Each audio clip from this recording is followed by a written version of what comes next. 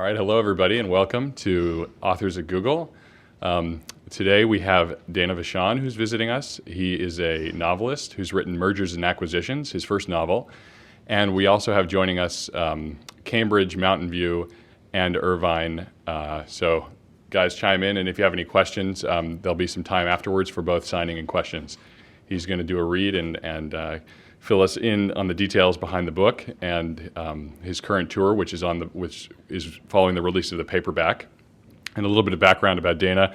He was born in Greenwich, Connecticut, and raised in, I'm not going to be able to pronounce this, and I never have been, but I'm going to try anyway, Chappaqua, New York, and fly through that. After graduating from Duke University in 2002, he worked as an analyst at J.P. Morgan. His writing has appeared in the International Herald Tribune, Men's Vogue, the New York Times, and Salon. And he currently lives in New York City. So please welcome to Authors at Google, Dana Vachon. Thank you guys for having me.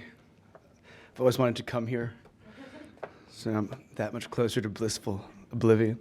I wrote this book when I came to New York, and there were just many of us there in the first year, and it was sort of right after, I guess, 9/11, which had happened, and I'd been lucky enough to get a job before that, when I certainly never would have gotten one after it.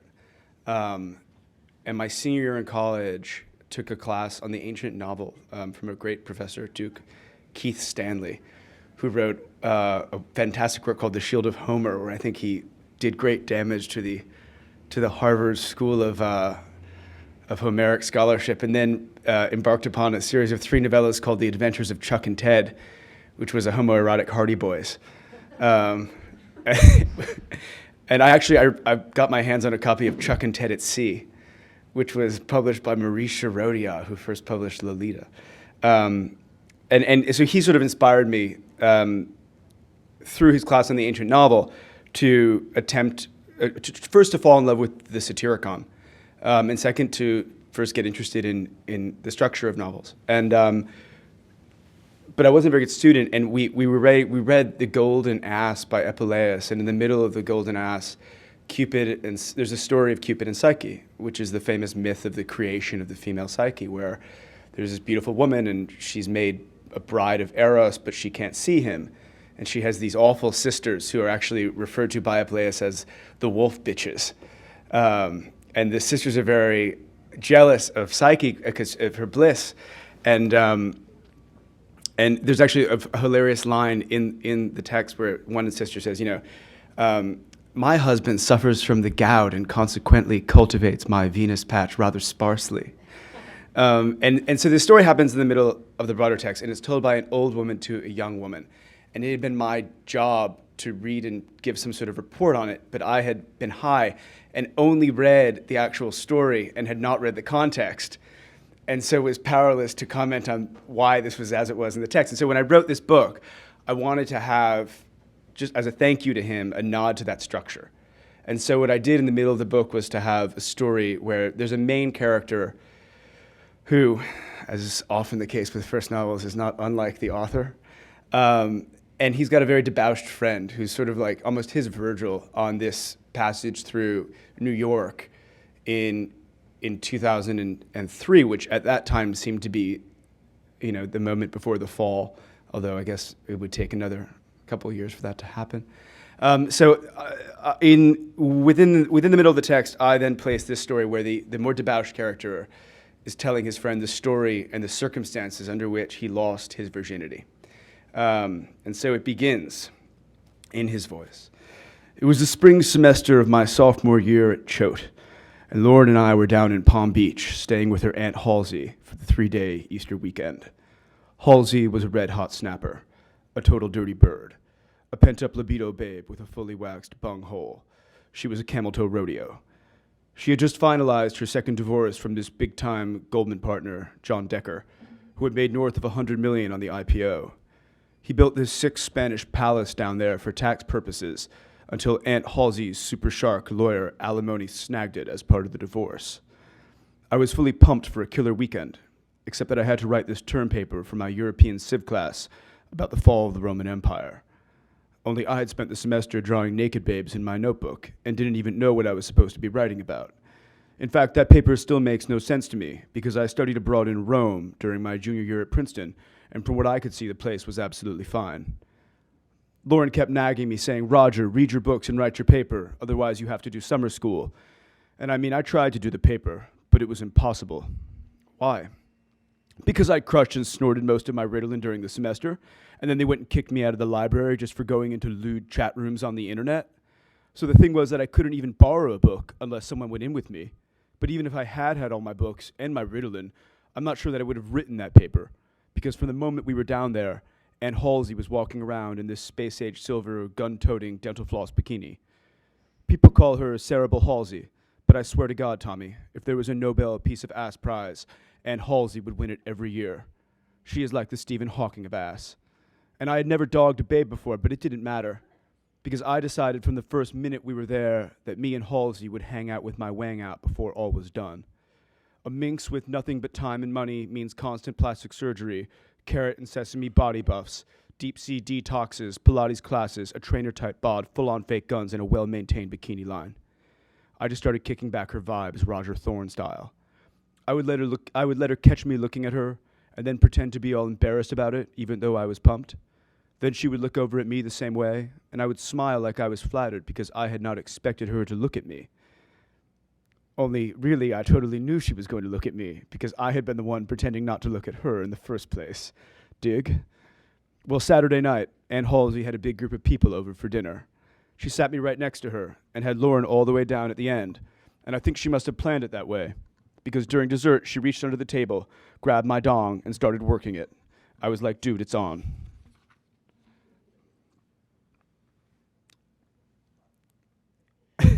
What happened next, Roger? That Saturday by the pool, Ann Halsey took off the top of her bikini and started working on her tan lines right next to me and Lauren. Sure, she was on her stomach, but her implants just kept peeking out from underneath the sides of her body. After a few hours, Lauren went for a swim, and Ann Halsey pretended to reach over for my copy of People. That's when I first saw those Tetons. She looked at me straight in the eyes and bit her lip, and I almost blew a load right there. Lauren went inside the house to take a nap, but Ann Halsey continued to kick it in her bikini. It was just the two of us lounging in these teak chairs by the pool, hanging out in our bathing suits. The energy was highly sexual. Just a young buck and a hungry stone fox wanting to kick it. But even though she'd felt my hog and I had seen her Hogan's, we really had nothing to talk about. So she was like, "How is your paper coming, Roger? What are you writing about again?" Which would have been a fine conversation starter, except that I didn't know anything about my paper, because I had spent the full semester blowing riddy lines, drawing naked babes, and talking dirty to other babes on the internet. And I had spent that whole weekend trying to bag Ann Halsey. All I knew, and come to think of it, all I know about the fall of the Roman Empire was the title of that paper, which Mr. Higginbotham had chosen for me after 2 months had passed, and I had not chosen an area of inquiry for myself. It was The Role of the Boy Emperor Romulus Augustulus in the Fall of the Western Empire. So I was like, "You see, Halsey, my primary area of inquiry is the role of the boy Emperor Romulus Augustulus in the fall of the Roman Empire, and you would not believe some of the ill shit that little Italian motherfucker let go down." She was like, "Roger, Lauren is so lucky to be with such a smart young guy, someone who really knows what he wants." I didn't know what to say, so I just flexed my guns a little bit. She reached over to get a glass of water from the table and grazed my chest with her boobs. Then I went to give her the water and intentionally spilled it all over my shorts and my abs. She started trying to dry me up with her hands, but hands are not very absorbent, so it was basically just like a happy ending massage, and obviously my dong got all excited. I said, "Halsey, who let my dong out?" But she just kept pretending to dry me up until she wore me out. I busted it right there in my bathing suit. Then she patted my chest and said, "Roger, you're such a cutie." Then what happened? Well, the next day was Easter Sunday, and most people think of Easter Sunday as a time to remember Jesus Christ or rabbits, but for me, it will always be the day that I lost my V to Aunt Halsey, the double divorcee with the waxed bunghole. She had a bunch of people over for drinks and brunch after church, which we all slept through, but we just dressed like we'd gone and started drinking. She had this great raw bar, a full-on wet bar, and loads of hors d'oeuvres. She had salmon carpaccio, which I actually like even better than prosciutto-wrapped asparagus. It was like 90 degrees out, and I was just throwing down oysters and Stoli tonics, and probably would have passed out, except there was this dude there who used to tag my sister at Princeton. not Terrence Mathers, Sam Ewing. Well, he had an 8-ball on him, and we just started ripping rails of yayo in the guest house. Pretty soon, we were so yayed up that we figured we'd go out to 251, try to take down some babes, but that before we did, we should smoke a joint just to come down. The problem was that after we smoked the joint, we got totally paranoid. I said, dude, we can't drive. There are policemen everywhere, and he totally agreed. So for the most of the party, we just hid underneath a blanket with the lights off watching DVDs. What about Aunt Halsey? Well, finally, that dude had to go home, and I went outside. It turned out we'd been in there for like 6 hours. It was 3 a.m. Lauren was pieced out in her bedroom, and almost everybody had gone home. So I started chilling by the pool with the bartender, Cesar, who it turned out was also a karate instructor. He was showing me how to break wood with my foot when Halsey came outside, ostensibly to turn the lights off. She threw Caesar 300 bones, told him to adios, and soon it was just the two of us, all alone, outside, in the dark, by the pool, which was lit with these underwater floodlights, very Blue Lagoon. I was like, yo, Aunt Halsey, this has been a great weekend. You are a total babe, and I will definitely send you a copy of my paper about that little Italian mofo. Thorne cleared his throat and then wet it with a long sip of red wine. The thing was that Aunt Halsey didn't want my paper. She wanted my dong. She walked up, grabbed it, and then dropped on me right there by the pool. I unbuttoned my shirt. She unzipped the back of her dress, and we took it down bangbrothers.com style, right there on the concrete. She got on top of me and was like, Roger, have you ever done this before? Do you do this with Lauren? And I was like, all the time, babe. But she must have known. She must have known. Because she was like, relax, cutie, and let me do the work. It was unreal. Her guns were bouncing up and down. Her digits were perfectly waxed. Top shelf, bottom shelf, pumping pistons of passion. The babe smelled like flowers. And I was like, dude, I'm getting rocked by a sex goddess with a perfect wax job and geared up cans. Finally, I picked her up with her legs still wrapped around me, and we just stood there by the pool, raw dogging.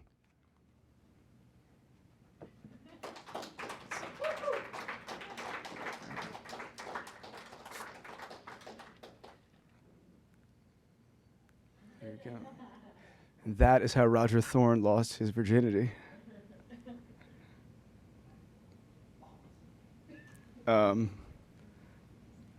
I guess I'm happy to talk about, as per the manifest, my experience on Wall Street, or any questions you have, and to give you answers that I might have for them.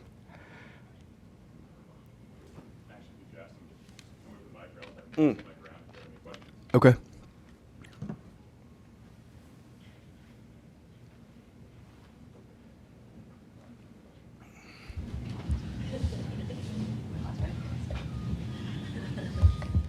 So whoa, that's intense.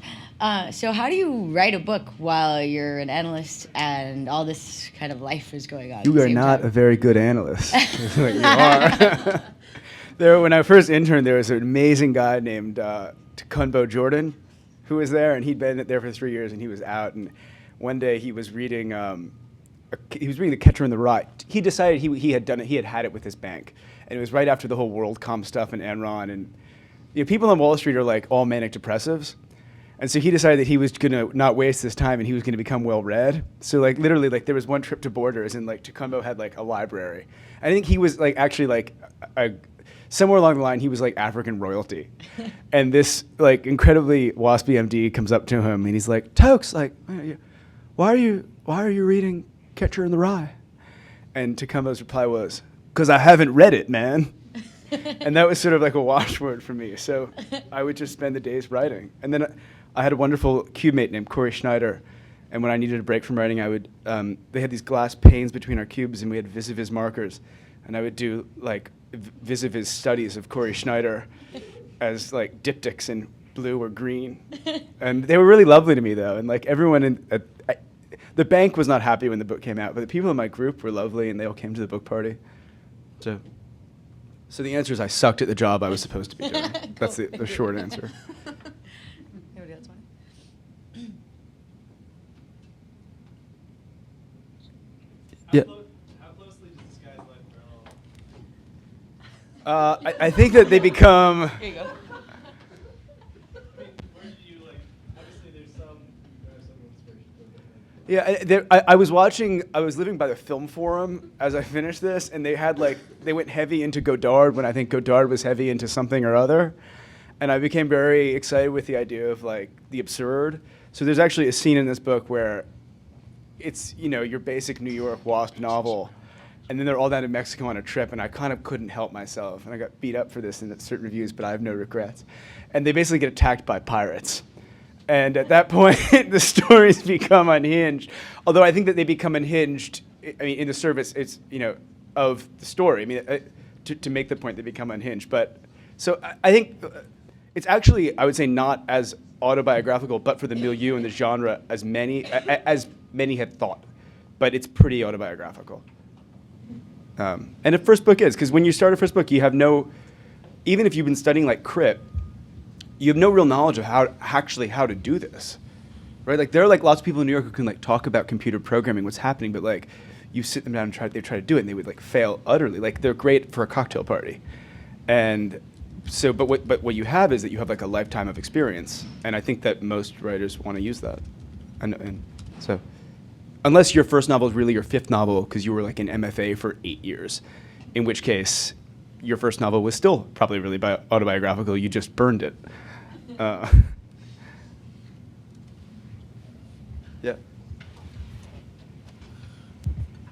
So I hadn't read your book. Embarrassed to say, I'm definitely going to now. But some of our finance team was here, kind of sponsoring, your book reading, and I was just wondering why you chose to read that passage. Sure.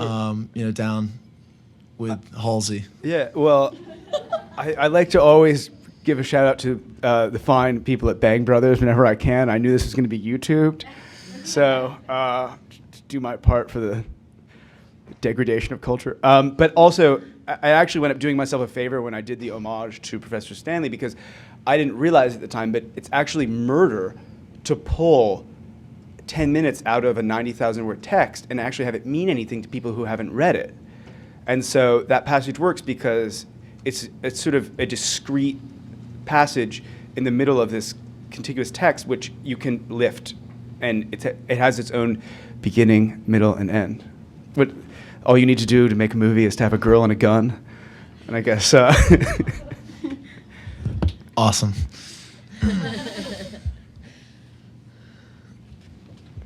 Hey, how do you find your life of letters now compares to the life of mergers and acquisitions? Do you miss the old life, or do you like your new literary life more? I think there was something really wonderful about being transgressive. Which is like so odd. But there's like it wasn't. But like I think coming of age until recently, like what great moral issues have we had, right? At least certainly during the .com era, and then right after 9/11, I think everybody wanted to be Pat Tillman on September 12th, but I don't know many people who would want to retroactively be Pat Tillman now. Like, we wind up, Docet decorum est pro patria, that old lie. And when I was working at JP Morgan, writing a book and not just wanting to get rich actually felt like pretty transgressive, especially like I didn't know it would be published. I was just doing it to create. Like I wanted to have that outlet. And I miss that. Like I miss that feeling of like sneaky, of having this like grand secret that only you have. And there are some people who are in on it and some people who aren't. And it was like the most magnificent Adderall in the world to be sitting in that cubicle with that pressure, because it was totally natural, but you were actually totally in the moment. I mean, I have a friend in New York who's a great pianist, and he was at Carnegie Hall the other night, and he was just on. And he said to me, there was no past and there was no future, and like a cubicle, as oppressive as it is actually really good for focusing you in that way. And so I've had to become more disciplined, I guess is the answer. And I have friends in Mexico whose doctors liberally prescribe things, and that's helped at intervals, but I'm still working on getting my concentration to where it needs to be. But more broadly, I think I see more.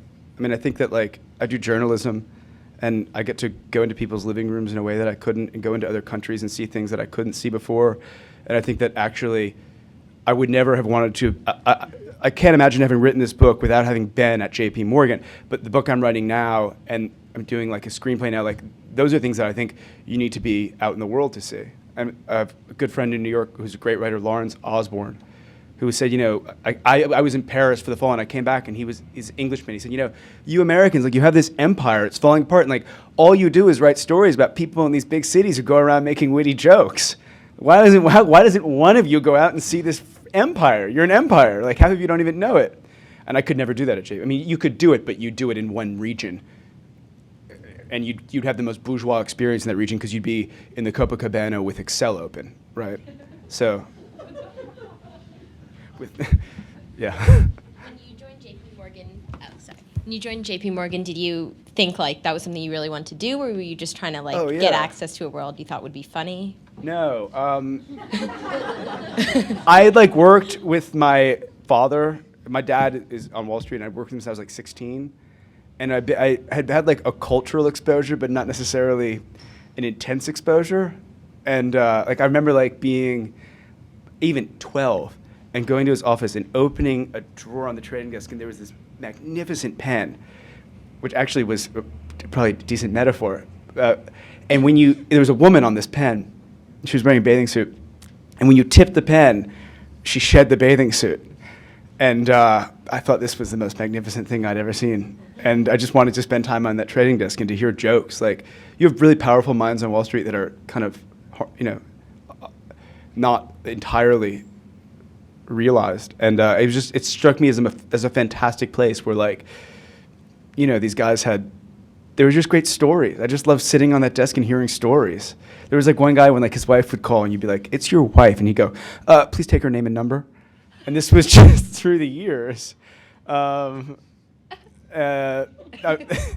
were bond traders in the 80s. There was a patch, which again, you can imagine to a 10-year-old, of just perfect rubber dog shit that was sitting on the middle of this trading desk. There was a room with stuffed beavers in it and maps and old stock charts from the 1920s. And my dad, and they called it the Beaver Den, which at that point seemed quite innocuous, but you can imagine what was going on in there. And there was actually a guy who was a great Harvard clubsman who had taken it upon himself to outfit the beaver den with real beavers. But my dad would take me into this room and show me when the stock crash happened. And I just for better or worse, most of your character is formed by the age of 10. And so I went into it very blindly because I thought for me it was all those stories and those things. And then ultimately for me that is what it was. I mean, it wasn't for naught. I wound up, it's the whole, faith and reason, right? Takes you to the same place. So no, I mean, I didn't go into it cynically at all. I went into it sincerely. And the guy who was a mentor to me, Rob Kindler, is was on the cover of American Lawyer, but was I'll do it, but I'm going to be barefoot in the lotus position with cell phones in either hand. I was around interesting people. So. Thanks.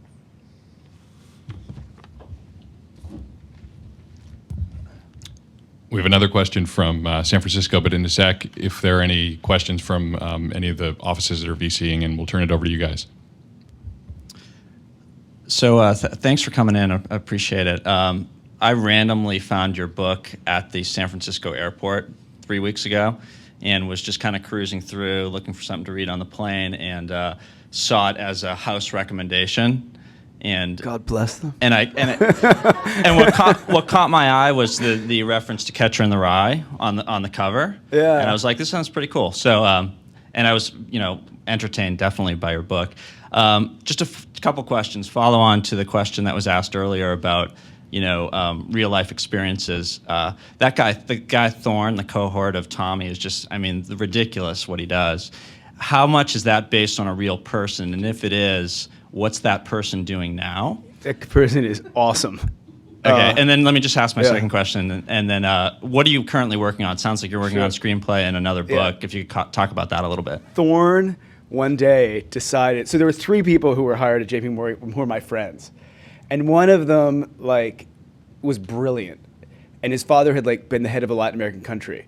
But they couldn't pay for the 18 people with guns that would be needed to fly him to those countries to actually do anything. Very JP Morgan at that time. Jamie Dimon is much more efficient. This was Bill Harrison.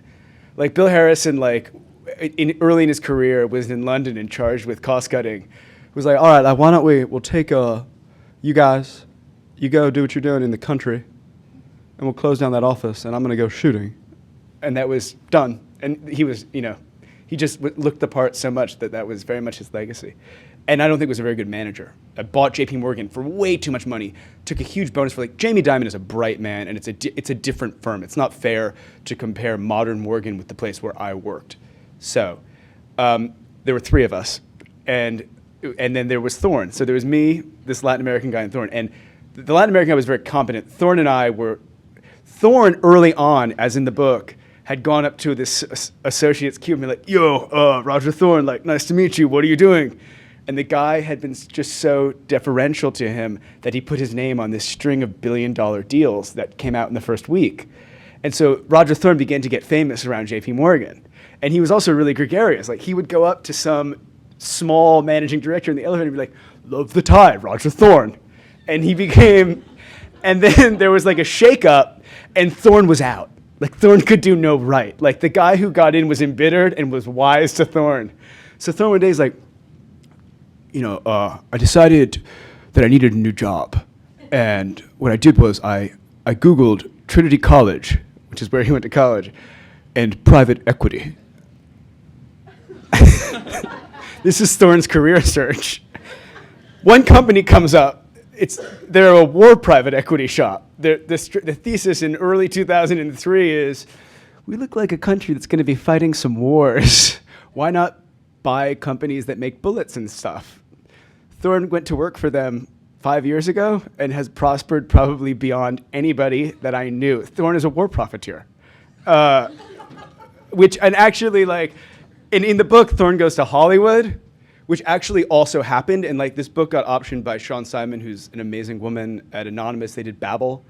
And that happened last April. And Thorne had just gotten married to this wonderful woman, and they were out at the chateau. And I get a text from Thorne.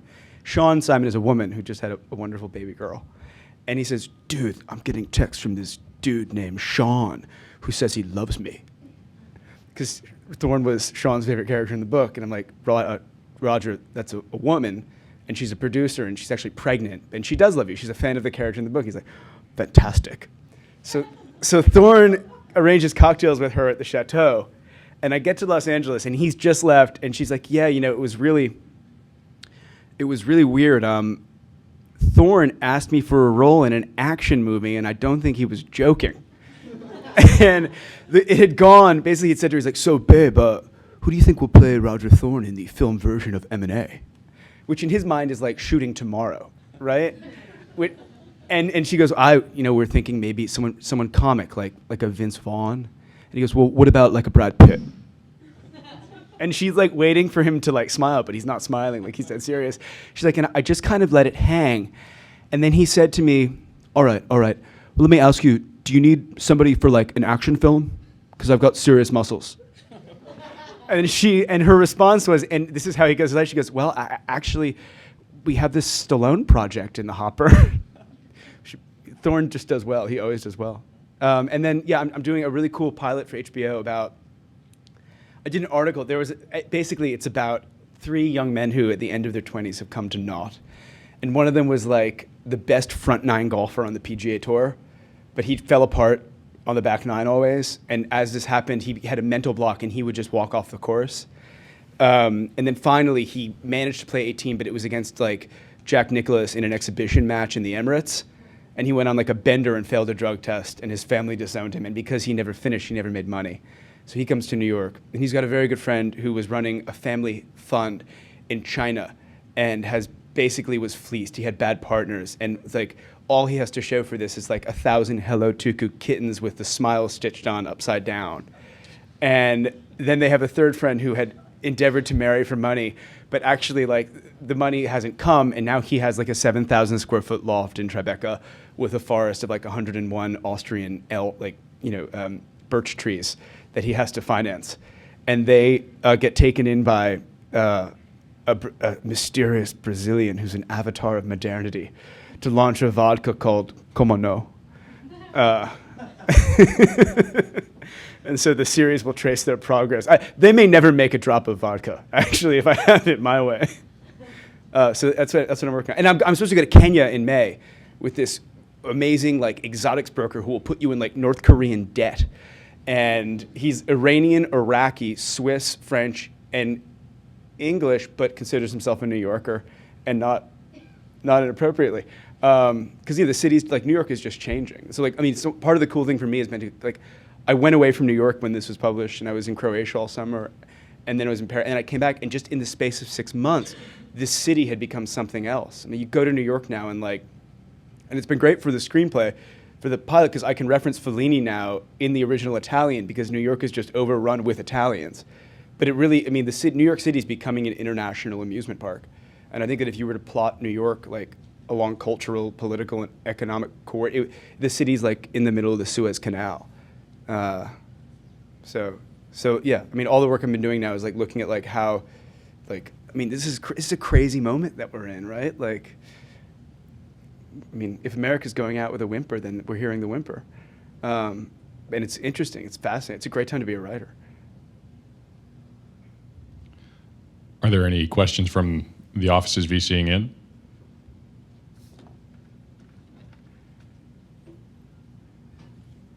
What about that woman on the far right of the office on the top left? She's my favorite person in that office. Please? Yeah, sure.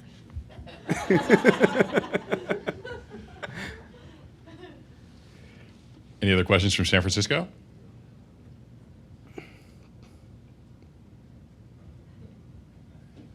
Thank you guys so much. This was really great. Thank you for having me. And Dana will be around for signing books.